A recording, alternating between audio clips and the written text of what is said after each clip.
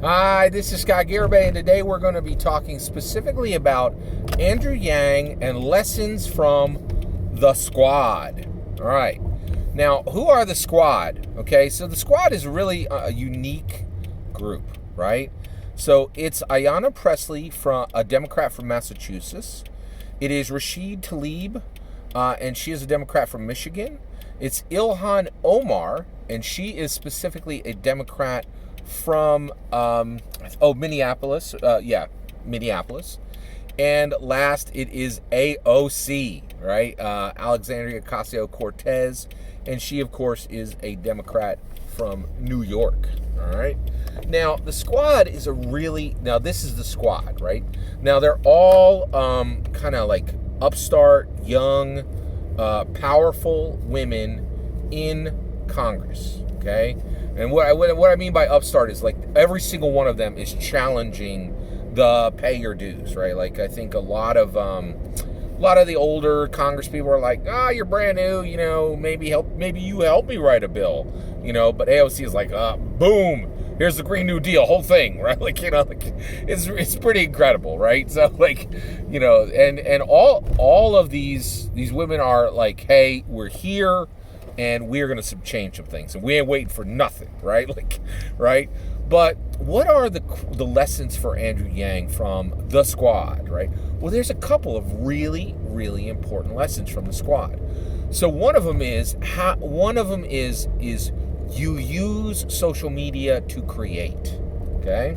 All right, so it is amazing to me how the Squad was created. So how was the Squad created? Well, first of all, the Squad was created by AOC, all right? She created it. How did AOC create the Squad?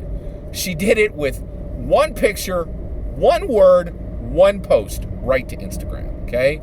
So all four of the women are together. One of her aides takes the picture, and then AOC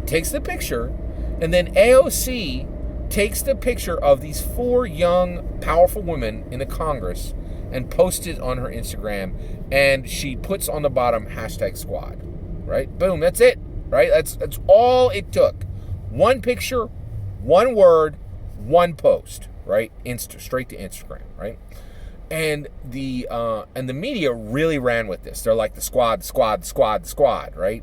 And like now the Squad is AOC and her like the other three ladies in there, right?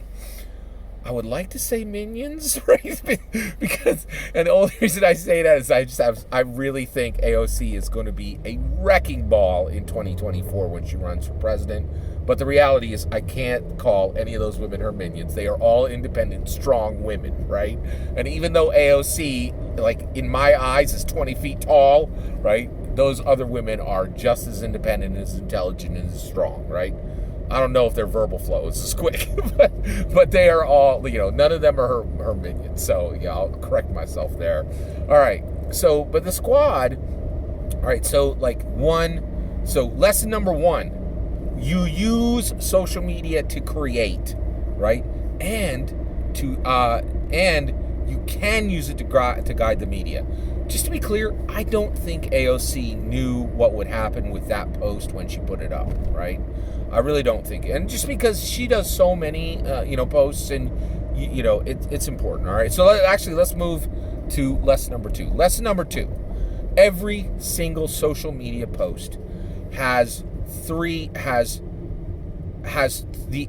possibility of three huge outcomes, right? Every single social media post.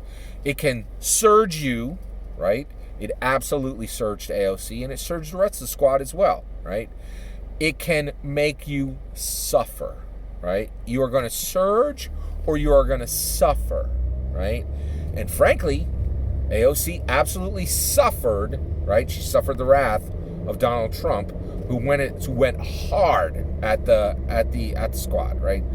Political daggers out, right? He just came right for him, right?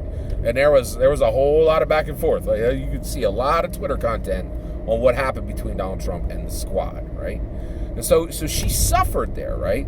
So you can surge or you can suffer or you can do both. And that's exactly what happened with that post, right?